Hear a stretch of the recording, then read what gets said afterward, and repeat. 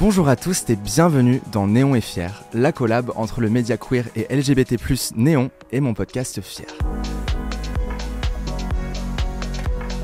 Je suis Thomas et je vous accompagnerai tout au long d'une série d'épisodes où je vous ferai découvrir et redécouvrir des personnalités queer d'aujourd'hui. Alors, on y va ?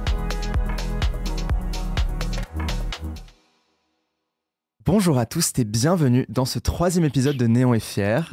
Salut Cookie. Salut Thomas, comment tu vas ? Ça va bien et toi ? Très bien, merci de me recevoir. Je suis hyper content de t'accueillir aujourd'hui, t'es très belle. C'est gentil, j'ai l'impression de passer un interrogatoire. Ouais, bah c'est ce qu'on a prévu de faire. Ça te va ? Qu'est-ce que t'as fait ? J'étais pas là, c'était pas moi, promis. Non, blague à part, merci beaucoup d'avoir accepté ma proposition. Aujourd'hui, on va apprendre à te connaître un petit peu plus. On est chez Néon. On va parler de ton drag, on va parler de ton parcours dans le cinéma aussi.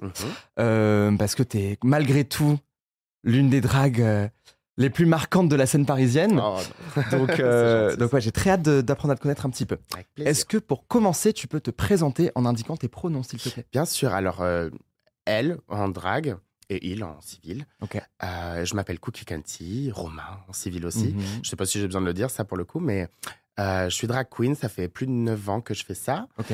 Et voilà. Voilà. Ok. Qu'est-ce que je peux te dire de plus ? Est-ce que tu peux me donner... Femme du monde. Ouais, femme du monde. Femme du monde. Femme grande actrice mondaine. studio. Voilà, qu'est-ce que tu ne fais pas finalement ? Exactement. Ah. Est-ce que tu peux me donner un petit fait inattendu sur toi ? Un truc auquel on s'attendrait pas forcément en te suivant ou en te rencontrant ? Que je suis une grande gameuse, j'adore jouer, j'adore les jeux vidéo. Ok, absolument. C'est quoi tes préférés ? Bah là, ces temps-ci, je suis, j'ai fini tous les Zelda là. Je suis pas mal sur les Zelda, j'avoue, ces temps-ci. Moi, je suis plus un Pokémon guy à l'époque, je t'avoue, tu vois. Bah, j'y étais les Pokémon, Ouais. j'avoue, mais j'ai un peu arrêté. Après, c'était trop de générations différentes, trop de Pokémon, et je trouve qu'ils avaient perdu un peu de... Ouais, ils perdent un peu d'intérêt. C'est un peu vraiment trop à collectionner. Je suis d'accord. C'est trop. T'avais la Game Boy à l'époque ou pas ? Oui, absolument. Ah, moi aussi. La Color. De La ma Color, cousine Sandrine. exactement. Je crois que j'avais la Game Boy, puis la Game Boy Color, et après j'ai eu...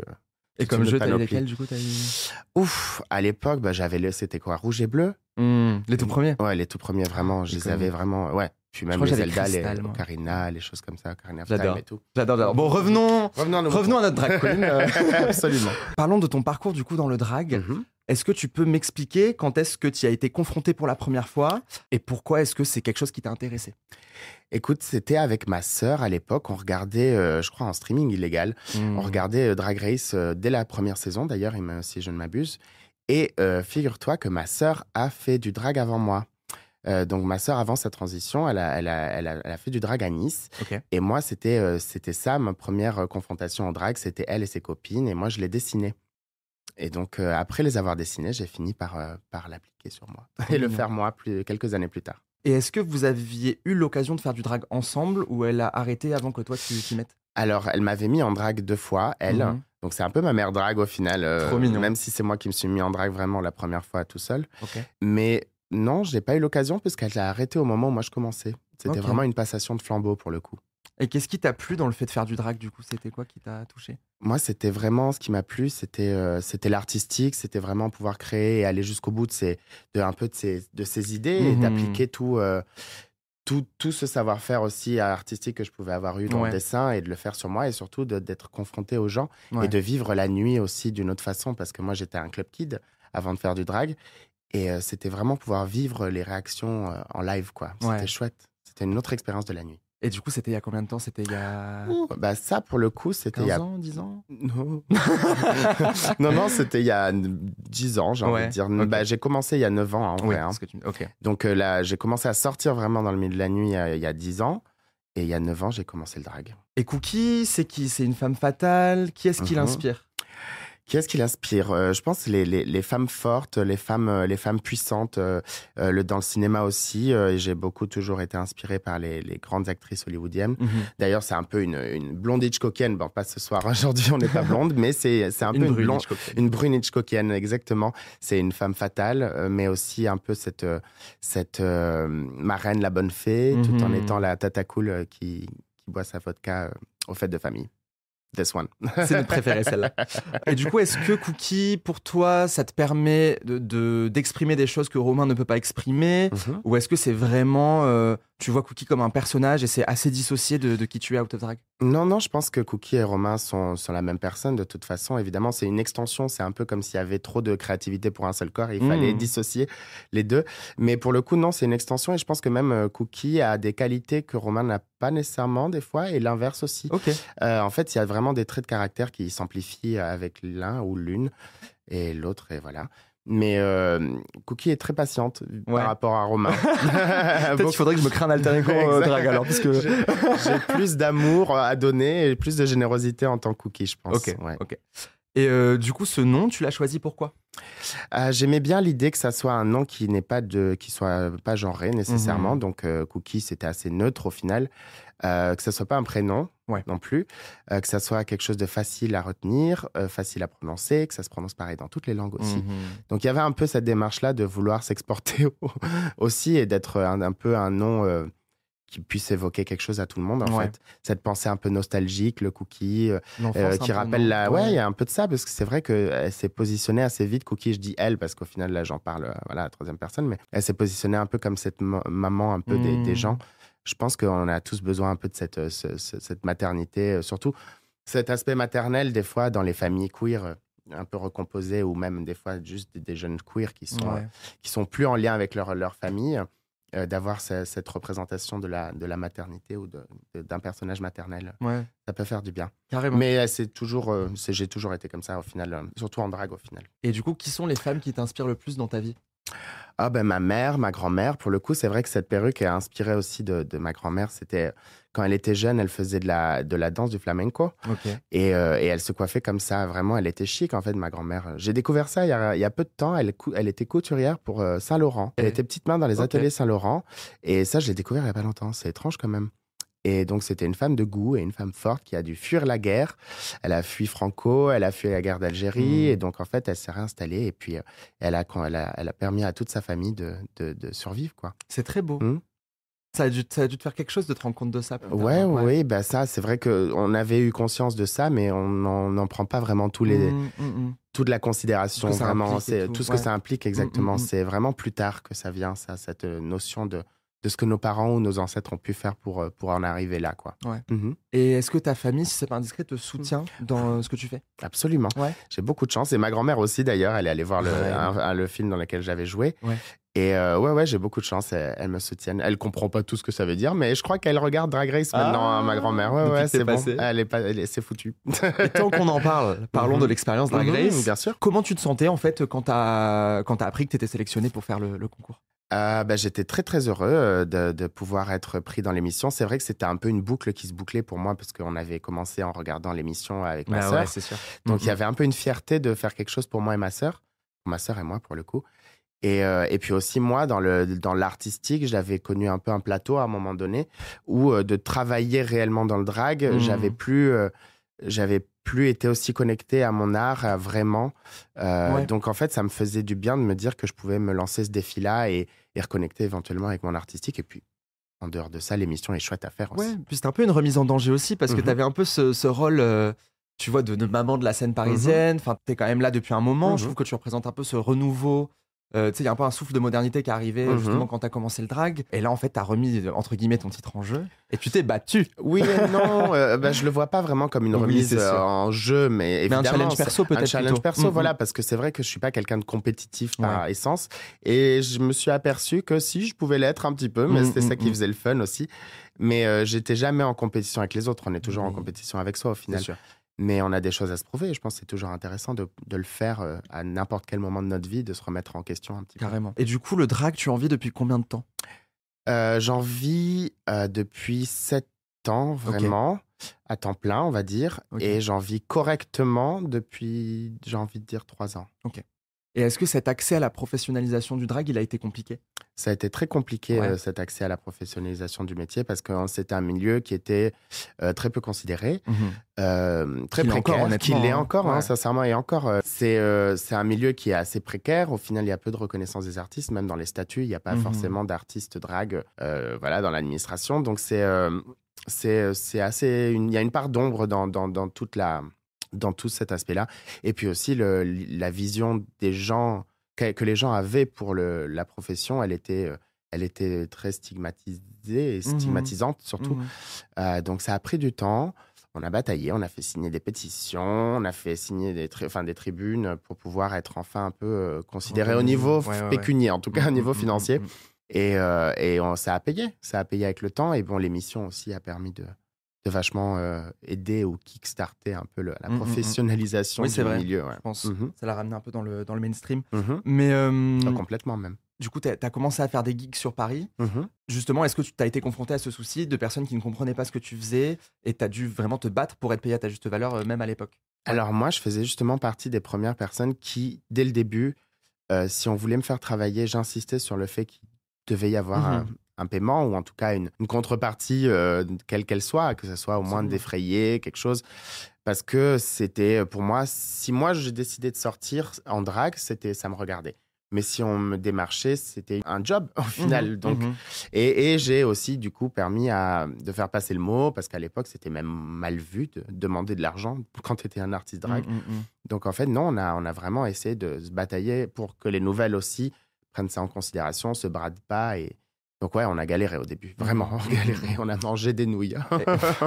On a vraiment mangé des nouilles, ouais. Mais quand tu dis on, du coup, tu sous-entends qui d'autre? Il y avait qui d'autre qui était avec toi à la scène à ce moment-là? Je dis on parce qu'on était vraiment une poignée, donc c'est vrai qu'on avait vraiment ce sens de communauté quand on était au tout début, il y a même, c'est pas si longtemps que ça, il y a 9 ans, donc il y avait vraiment une notion de une quinzaine, vingtaine de personnes, donc on se connaissait toutes et on se connaissait tous. Donc ouais, on.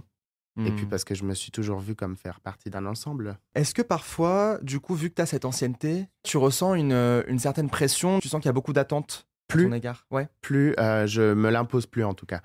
Il y en a eu et je pense aussi que mon passage dans l'émission, ça m'a permis aussi de me détacher un petit peu trop de moi, mes anxiétés à être constamment irréprochable. Je pense que c'était nécessaire, c'était même libérateur de pouvoir enfin avoir des failles tout simplement. Donc ouais, non, je l'ai plus, je me l'inflige plus. Mais j'ai toujours une notion de devoir et de responsabilité en règle générale vis-à-vis de ce qu'on fait, ce qu'on dit, et puis surtout les publics qui ne nous connaissent pas encore, de faire découvrir notre métier de la meilleure des manières qu'elle soit. J'ai toujours dit on peut pas séduire. C'est quoi, appâter les mouches, les mouches, les abeilles avec du. En fait, si tu veux, on va passer outre. On va passer outre cette expression. J'ai toujours cru et je crois toujours qu'on peut pas séduire en claquant la porte, en ouvrant et en rentrant avec les grands sabots. Tu vois ce que je veux dire? Donc il faut pouvoir être un peu digeste pour commencer et ensuite pouvoir vraiment apporter son propos et une fois qu'on a réussi à séduire un plus large public, quoi. D'accord. Je sais pas si c'était très clair. Je crois que j'ai compris. Si. Ouais, tu t'introduis d'abord. Je pense que c'était important de tâter le terrain et de le faire bien et proprement pour ensuite pouvoir vraiment parler des choses sérieuses. Ouais. Absolument. Donc oui, on ne séduit pas, non, on n'attrape pas les mouches avec du vinaigre, voilà. Pour pouvoir mettre le pied dans l'entrebâilleur de la porte, il faut pouvoir séduire un petit peu. Ok. Tu sais, le petit pied comme ça. Voilà. Oui, c'est une toile. Toile. Et du coup, est-ce que tu trouves que la scène drague, elle a beaucoup changé par rapport à quand tu as commencé? Et oui, bien sûr, parce que comme je le disais, on était vraiment une poignée. Et ensuite, déjà, l'arrivée de l'émission a permis de booster l'économie autour du drag. Donc, et les événements qui demandaient d'avoir des shows drag, et le public qui était plus au courant, et aussi tous les artisans qui travaillent autour du métier de drag ou de scène en tout cas. Donc ça a vraiment boosté cette économie-là. Il y a eu aussi du coup des gros groupes qui s'étaient intéressés pour des soirées d'entreprise, des choses comme ça. Il y a eu de ça, et surtout, on est tellement nombreux et nombreuses maintenant, donc oui. Après, ça vient avec son lot d'inconvénients aussi, le fait qu'on soit si nombreux et si nombreuses, parce qu'il y en a beaucoup qui s'y tentent sans réellement ni comprendre d'où ça vient, ni ce que ça implique. Mais bon, après, tant mieux, hein, il faut aussi essayer les choses. Et le drag, c'est fun quand même. Bah ouais. Et justement, sur ça, si tu devais me donner un lip sync que tu adores le plus faire, tu me dirais quoi? Il y en a tellement, tu sais. Tu peux m'en donner plusieurs, Cookie. Mais là, ces temps-ci, c'est un des lip syncs que j'aime beaucoup faire ces temps-ci. Et ce soir, je pense qu'il y a un peu de ça, un peu de la Mala Education ou de l'Almodovar. En tout cas, c'est Sarah Montiel, Quizás. Ok, génial. Et qu'est-ce qui te plaît dans cette performance? Le drame, la sensualité, les histoires d'amour. J'aime ça. D'ailleurs, tu as rencontré l'amour, Cookie? Oui, enfin, depuis 11 ans de désert amoureux. Tu me donneras tes conseils après. Exactement, avec plaisir, avec plaisir. Et attendre longtemps, c'est tout. C'est un beau conseil. Tu es hostesse de la Drag Me Up sur Paris. Est-ce que tu peux m'expliquer un petit peu les origines du concours? Bien sûr. Alors, les origines du concours, c'est très vite vu. Hein. C'était une soirée qui a pour volonté de faire une compétition et du coup de mettre en lumière des artistes de la scène locale. Ouais. Et ça existe maintenant depuis plus de 6 ans. C'est la 6e saison là, mais on a eu le Covid entre-temps, donc voilà. Et donc, c'est vraiment une compétition qui se déroule en 3 parties avec lip sync thème imposé, carte blanche et défilé best outfit. Et c'est vraiment toutes les sélections pendant l'année. C'est vachement chouette. C'était Thibaut, Manu et Anne-Sophie qui m'avaient approché du coup pour pouvoir être le visage de la soirée. Au début, j'étais pas tout à fait convaincue parce que je savais pas ce que ça pouvait donner. Et au final, c'est devenu une référence dans le milieu des compétitions, en tout cas à Paris. Absolument. D'ailleurs, il y a Moon Laboukane qui est passée par la Drag Me Up. Bien sûr, elle a même gagné sa saison, tout à fait. Et puis, il y a plein de copines de Drag Race aussi qui sont passées par là, que ce soit Misty, Magnetica, Norma Bell, Peach, Mami Wata, Kitty Space. Tout le monde a fait la Drag Me Up. Attends, ouais. Qui ça? La Briochée, Lolita Banana. En fait, beaucoup. Ouais. Et c'est toi qui hostes depuis le début, du coup. Oh my God. Et du coup, là, tu me disais tout à l'heure, les prochaines Drag Me Up qu'il y a, il en reste 3. Alors, pour cette saison, il nous reste les demi-finales et la finale le 11 mai et le 18 mai. Et le 8 juin, ce sera la grande finale et ça sera au Club La Nuit. Si vous voulez venir nous voir. Oh là là. Est-ce que tu as déjà ressenti, surtout suite à ton passage dans l'émission, une pression en tant que personnage public qui a pris encore une autre dimension, je pense, avec la diffusion, à être politiquement parfaite ou à te positionner politiquement en tant que figure queer visible? Je pense que ça n'a jamais été aussi important que maintenant que d'être positionné politiquement, c'est sûr. C'est pas suite à Drag Race. Je pense que c'est moi aussi dans mon processus humain de compréhension des choses et de voir aussi le nombre d'injustices sociales qu'il y a et qui font qu'accroître aussi, de prendre position et d'être encore plus affirmé qu'avant. Je pense que justement, le fait d'être passé dans l'émission et d'avoir été un peu imparfait dans l'émission en fait, non, même pas ça. C'est juste moi, j'en ressens le besoin de plus laisser dire, laisser entendre, enfin écouter des choses que je veux plus entendre, de plus tolérer ces choses-là. Donc voilà. T'as bien raison. J'ai plus envie. Absolument. Tu es actrice, actrice. Juste un doigt. Mais le whisky d'abord. Et t'as pu tourner notamment dans 3 nuits par semaine. Tout à fait. C'est un film de Florent Gouelou, qui est d'ailleurs, si je ne m'abuse, J'avais la Bibi. Absolument. Qui était dans Top Coat, là. Absolument, et qui fait aussi les soirées à la Flèche d'Or, les Habibi. Génial. Non, super. Et le film aussi, il y a eu un documentaire, pardon. Il y a eu un documentaire qui s'appelle Habibi. Je crois que c'est Habibi, ouais. Oui, Habibi, oui, c'est ça. Et il y en a eu un autre aussi. Bon, génial. Il a continué évidemment à faire des œuvres, toujours avec des clins d'œil au drag, je trouve ça chouette. Ouais. Et votre rencontre, elle s'est faite comment avec Florent? Elle s'est faite justement à l'époque au Jeudi Barré. Les Jeudi Barré, c'était très, très, très drôle parce que du coup, Fabien Le Sage était avec moi sur les Jeudi Barré, pour Néon, du coup, maintenant. Et en fait, c'est là-bas qu'il m'a rencontré. Il était à la fin de ses études pour la Fémis, il devait faire un film de fin d'année.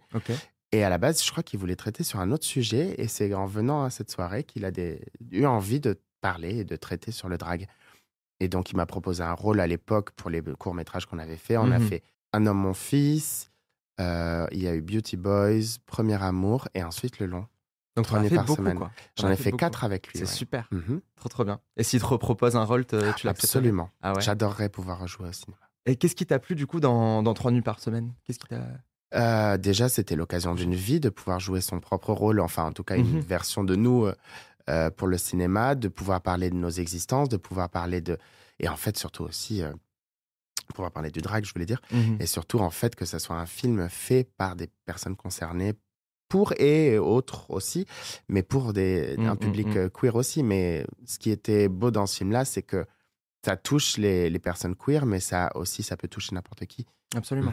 Et le personnage du coup de Baptiste, Pablo, ça t'a aimé travailler avec lui? C'était cool? C'était chouette de travailler avec quelqu'un de pas queer du tout, pour le coup. C'est ça qui est intéressant. Après, le propos du film n'était pas sa quête de sa sexualité ni quoi que ce soit. C'était vraiment comment collaborer, ou en tout cas comment allier son travail, donc toute son ambition professionnelle, son travail, et son cœur, enfin son âme. Ces histoires d'amour, c'est comment réussir à trouver le juste milieu pour que les deux puissent coexister. Ça m'avait beaucoup touché. Je me souviens, je l'avais vu, il me semble, à l'époque de la première saison de Drag Race. Oui, puisqu'on sortait à était... peu près à ce moment-là, ouais. Exactement. Je crois qu'on a commencé, nous, la tournée pour le film, parce qu'on a fait une petite tournée pour présenter le film dans plusieurs villes en France, au moment quasiment où Drag Race saison 1 faisait sa tournée. Il me semble. Pourquoi pas la saison 1, du coup? Parce que j'ai pas été prise. Ah, super. Non, mais et puis simplement, et puis en vrai, tant mieux, parce que je suis très contente de mes sorts de la saison 2. On a fait une très bonne saison aussi. C'était la meilleure des 3. Je suis d'accord. Non, c'était une très bonne saison, et puis en fait, je pense que j'étais pas prête encore. Est-ce que je l'étais dans ma saison journal mais j'étais déjà un petit peu plus prête, et surtout, j'ai pu me concentrer vraiment sur la tournée pour le film, et puis après, faire l'émission. C'est ça, et puis savoir dans quoi tu t'engageais aussi. Absolument. Carrément. Mais oui, ce qui m'a plu dans le film, c'est que ça dépeignait vraiment l'homosexualité de façon plutôt positive. Je trouve que c'est pas le cas, même là dans des films récemment comme La Pampa, tu vois. Je sais pas si tu l'as vu. Non, je l'ai pas vu. Oui, donc c'est l'histoire d'un jeune garçon, je crois qu'il fait du motocross. Ok. Et son meilleur ami apprend son homosexualité pendant le film. Parce qu'en fait, il a une relation avec l'entraîneur de son équipe et tout. Et en fait, à la fin, spoiler alerte. Bah non, dis pas. Ah, tu veux pas que je dise? Ah bah non, dis pas. Bon, il se passe un truc de très triste. Ah. Et en fait, c'était encore une histoire qui commençait très bien, tu vois. Tu sais ce qu'on appelle comme ça, et Florent l'a dit très justement, un film entrée, plat, décès. Et ça, c'est un souvent peu le schéma classique. Et c'est ce qu'on souvent on réserve aux existences queer, et ce qui est très dommage. Et on finit juste par stigmatiser, encore une fois, une génération entière. Et justement, dans ce film, c'est enfin aussi... Évidemment, il y a des problèmes, c'est pas des péripéties, tout positif, absolument. Tout positif tout le temps. Non, et puis bon, c'est la réalité aussi. Ça serait hypocrite que de dépeindre ça que positivement. Mais il y a aussi le droit à la joie, l'autorisation qu'on se donne à être heureux, et aussi de montrer des existences joviales où c'est pas la mort, où il n'y a pas une épidémie au coin de la rue, où il n'y a pas des agressions au coin de la rue, que c'est pas que ça non plus, que nos existences peuvent être joviales. Et c'est important de le rappeler, parce que franchement, c'est vrai qu'il y a peu de représentation queer positive, parce que absolument, représentation queer, c'est une chose, queer positive, c'est autre chose. C'est Je ça. suis très d'accord. Ça t'a permis quand même d'attirer un peu l'attention des Césars. Oui, ça. Raconte-moi cette expérience-là. Alors ça c'était la meilleure, celle-là. Enfin, c'est vrai, ça je m'y attendais pas vraiment d'être prénominé du coup aux espoirs masculins. C'est moi qui avais tenu à ce que ce soit les espoirs masculins, je précise, parce qu'ils m'avaient quand même posé la question, ils étaient même intéressés à savoir s'il fallait créer une nouvelle catégorie. Mais j'étais en mode... Non, je suis ni une personne trans, ni non-binaire, ni... Voilà, donc en fait, non, c'était Voilà. Et surtout, il était hors de question de prendre la place à une femme dans la catégorie féminine. Jamais de la vie. Ouais. On le fait pas pour ça, on le fait pas pour prendre l'espace des femmes. Au contraire, on essaie de... Mais c'est ça qui est intéressant. Je pense qu'il y a un enjeu autour du drag aussi, et c'est important de le comprendre quand on en fait. Moi, je le vois vraiment comme un hommage aux femmes, le drag. Moi, c'est vraiment comme ça. En tout cas, ça a toujours été ma volonté, c'est vrai. Justement, et de célébrer, en fait, à la féminité, là, plus largement, mais même de reprendre possession de ma féminité pour laquelle on m'a accablé quand j'étais jeune, et de célébrer la force qu'est la féminité, quoi. Absolument. Il faut s'entourer de femmes, encore et toujours. Il n'y a que les gens bien qui sont entourés de femmes. Exactement. Tu as été dans Queendom aussi. Qui était un documentaire par Marco Novoa, Simon Vivier, Aurélie Condou. Et ça date un petit peu. Ça commence à dater, quoique j'ai regardé l'autre fois, mais pas tant que ça, je crois que c'était 2021. Ok. Mais à l'échelle de la représentation du drag... Oui, tout s'est fait vite, en effet. Mais c'est vrai qu'il y a eu ce documentaire intéressant, c'était sur le parcours de trois personnes, du coup, le Philippe, Chigo, La Durée et moi. Et du coup, pour chacun son univers, le stand-up, la ballroom, moi, le drag un peu plus, on va dire, mainstream. Mais c'était génial. Et puis, on l'a tourné aussi. Il y a eu le Covid qui a coupé le projet en plein milieu. Donc, ils ont orienté le documentaire sur la survie du métier à travers cette crise-là. Ouais. Et justement, pendant le Covid, comment toi, tu t'arrivais à t'en sortir ? Ah, ça, c'était pas le cas. Non, c'était l'enfer. J'ai dû retourner chez mes parents pour continuer à pouvoir garder mon appartement sur Paris. On a tourné d'ailleurs à Nice, une bonne partie des tableaux qu'on a pu faire avec moi. Voilà, non, c'était une hécatombe, hein. Et puis on a essayé de soutenir d'autres artistes en faisant des cagnottes, Oui. parce que moi, j'étais pas dans la pire situation non plus, tu vois. J'ai pu retourner chez mes parents et garder mon appart, mais il y avait des personnes qui étaient beaucoup plus en difficulté. Donc on a essayé de faire en sorte que tout le monde s'en sorte plus ou moins, ou au mieux, en tout cas. Et de façon globale, la médiatisation de ton drag qui est venue suite à tous ces projets, que ce soit Drag Race ou que ce soit ce que tu as fait avant, tu l'as vis comment? Enfin, au départ, tu l'as vécu comment? Je sais pas, je crois que je l'ai un peu pris comme un bagage. Enfin, tu sais, c'est quelque chose qui est venu assez organiquement au final. Je m'en suis pas vraiment aperçu. Je sais pas, je l'ai un peu vécu comme un devoir de rendre à la communauté aussi, de pouvoir faire ça. Et aussi, on m'a donné la possibilité d'être plus visible.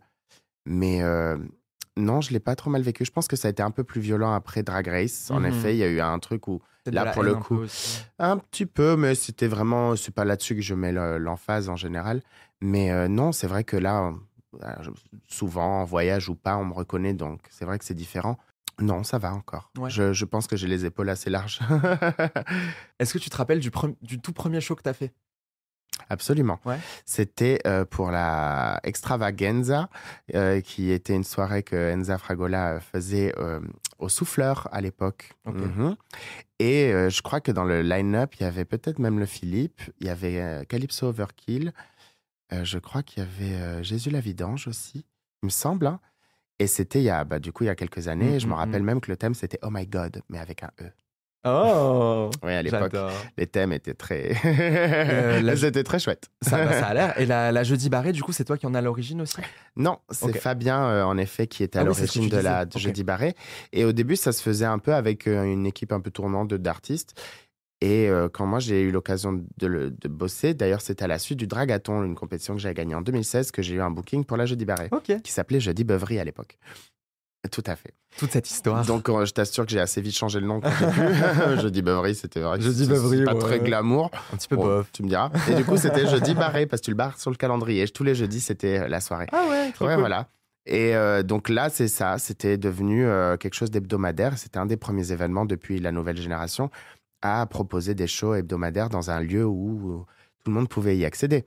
Parce que c'était pas une boîte de nuit à 3h du matin, c'était un petit bar de quartier. Et est-ce que tu dirais aujourd'hui que tu es assez surpris, mais évidemment très content, je pense, de l'ampleur que Cookie a pris dans ta vie et de ce qu'elle représente? Je pense que je suis heureux aussi maintenant d'avoir su vraiment m'accorder à moi en tant que Romain du temps, de plus laisser Cookie prendre trop de place non plus dans ma vie et de vraiment pouvoir segmenter un peu plus. Mais je suis très heureux de porter à bout de bras aussi ce projet, parce que moi, je la vois vraiment comme un projet qui ne m'appartient plus qu'à moi. Ouais, ok. Mais oui, je suis très content de la tournure des choses et je pense qu'il y a toujours de la place encore pour grandir dans tous les cas. On a hâte de voir ce que tu vas faire. Si tu devais me donner une recommandation culturelle, quelque chose qui t'a beaucoup plu récemment, qu'est-ce que tu me dirais? Qu'est-ce que j'ai regardé récemment qui m'a beaucoup plu? Dans tous les médias en général, tu veux dire? Ou livres, séries, films, comme tu sais. Tu sais que moi, j'ai découvert Violet & Co il y a pas longtemps. Je connaissais de nom. C'est une librairie avec un petit coffee shop et c'est vraiment très transpédéguine et c'est super. Sur Paris. Et des lieux comme ça, franchement, je suis rentré, je me sentais tellement bien. Donc n'hésitez pas à y aller. Je pense que c'est hyper important de faire vivre des lieux comme ça. Ouais, c'est ça. Absolument, ouais. Oui, non, c'est une très bonne idée, ouais. Qu'est-ce que là, ces temps-ci, je vais pas mal à Tours. Donc il y a le Prisme, je crois, le cabaret du Prisme. Et il y a le Tigre collectif, je crois que c'est le Tigre la soirée. Donc c'est des événements à Tours, si vous avez l'occasion, queer aussi. Donc pas mal de voir aussi les scènes locales où il se passe des choses. Parce que Paris, c'est bien, mais c'est mieux aussi de pouvoir s'intéresser à nos scènes locales. Et dans vos villes, il y a toujours des événements. Tout le temps. À Bordeaux, il y en a 4 par semaine. Donc n'hésitez pas à vous renseigner sur les événements qu'il y a locaux. On me demande souvent où est-ce qu'on peut te voir, mais est-ce que vous allez voir vos artistes de drague locales? Quand tu grandissais, quels ont été tes premiers, les premiers films queer que tu as vus, tes premiers contacts avec le queer en fait? Eh ben, je crois que alors le vrai queer ou le queer représenté. Le queer représenté. Oui, c'est ça. On surtout. Va pas partir dans ça. Non, mais je crois que j'étais vraiment tombé sur la cage aux folles. Il y avait Chouchou à l'époque aussi. Priscilla Folle du désert. J'avais vu. Après, j'avais regardé Hedwig and the Angry Inch. Il y avait Kinky Boots. Et en fait, Kinky Boots. Ah. Tu devrais regarder. Je regarderai. Ouais. Ils ont fait tout un musical, enfin une comédie musicale aussi avec. Ouais. Mais je crois que vraiment une de mes premières, ça devait être Chouchou. Ouais. C'est triste, hein. Non, mais c'est bon, pas triste, mais c'est pour dire à quel point on n'était pas confrontés. C'est vraiment. ça. Quoi que je dis ça, mais en vrai, réellement, je crois que ma première vraiment confrontation à une série avec des thématiques LGBT, carrément, c'était Queer as Folks à l'époque. Et j'étais vraiment très, très jeune. Il y a eu des reboots de ça, je crois, maintenant. Certainement, mais alors vraiment. Et Dante's Cove, mais ça, c'était plus érotique. Mais Queer as Folks, c'était à l'époque. J'en ai très peu de souvenirs. Mais j'étais jeune et on regardait en cachette. Mais moi, j'y pense, mais je crois que je saurais même pas te dire. Non. Je pense que mon éducation queer, elle s'est faite quand je suis arrivé à la fac. Puis c'était vraiment gay TM, tu sais, trademark. C'était vraiment... c'était pas très queer, en fait, au final. Oui, c'était de la stéréotypisation max. Ouais, c'est vrai, parce qu'au final, même dans les personnages LGBT en règle générale, étaient que des quotas, de toute façon, ou servaient juste pour la narration et n'avaient pas d'existence à part pour servir la narration des autres. Des héroïnes et des héros blancs cis. Ou alors entre d'essai si c'était un personnage qui était un peu plus important. Exactement, oui. Bah oui, il fallait qu'il meure à la fin, sinon c'est pas drôle. Ouais. Sinon, un film positif et qui était vraiment génial que j'ai vu récemment, Les Reines du Drame, Alexis Langlois. Les Reines du Drame, tu sais que j'ai pas encore eu l'occasion de le voir. Tu loupes. En plus, il est disponible en VOD, que j'allais le voir. Ouais, il faut que je le voie, absolument. Génial. Franchement, c'était tellement coloré, tellement riche. Franchement, Alexis est très très fort. C'était lequel que j'avais vu, le dernier, avec... Il y avait Raya, il y avait elles avaient toutes des prothèses. Il y a eu beaucoup de courts-métrages, je crois. Il y a eu, C'était Dorothée. Dorothée, ouais. Les démons de Dorothée, quelque chose comme ça, c'était de Dorothy, ouais. Voilà, et ça, c'était cool. Ouais. Ça fait du bien de voir du queer assumé à l'écran et de voir un peu positif, un peu de prise de risque. Je crois que personne meurt, je suis plus sûr, mais il me semble. Non, je sais plus. Non, il me semble pas. Si tu devais me donner un conseil, ou si tu devais donner un conseil aux personnes qui écoutent ce podcast de Néon est fier, qu'est-ce que tu leur dirais ? Dans le mot, ça y est, hein, d'être fier de nous-mêmes et de vous-même aussi, d'avoir un peu plus d'indulgence envers soi, envers les autres, et de juste s'amuser. En fait, la vie est courte. Ça, on le dit pas assez. On le dit assez, mais on le pense pas vraiment. Ouais. La vie, elle est courte. Osez, amusez-vous, profitez, et puis il n'y a rien de très grave. Faut faire communauté, en fait, je pense, surtout en ce moment. Ah oui. Pas qu'on s'oublie, quoi. Il va falloir qu'on s'allie, là. On sait que ça va nous tomber dessus, donc il faut juste savoir maintenant quand. Ouais. Sur ces jolis mots positifs. Ouais, mais c'est comme ça que les belles choses sortent aussi, parce qu'il faudra lutter, il faut lutter. La vie, nos vies sont des luttes. Donc il faudra continuer. Littéralement. Bah, écoute, merci beaucoup, Cookie. Merci beaucoup. D'avoir été à mes côtés aujourd'hui. Merci à Néon de nous avoir accueillis dans ce très très beau studio. Absolument. Merci à toutes les personnes qui ont travaillé sur le projet. On se retrouve très bientôt dans un nouvel épisode de Néon est fier. Je sais pas encore qui on recevra, mais... J'ai hâte de partager ça avec vous. Faut te suivre sur les réseaux, Cookie, non ? Oui, vous pouvez me suivre sur Instagram, sur TikTok à Cookie-KUNTY et sur Blue Sky parce que X, c'est parce que X et même Insta, on peut se le dire honnêtement. C'est vrai. Pour l'instant, malheureusement, c'est un peu notre trop d'alternatives. Ouais, c'est ça. Mais en tout cas, Blue Sky, pourquoi pas ? Et suivez Néon, suivez Fier. Et à très bientôt. On se fait un petit clap de fin ? Allez.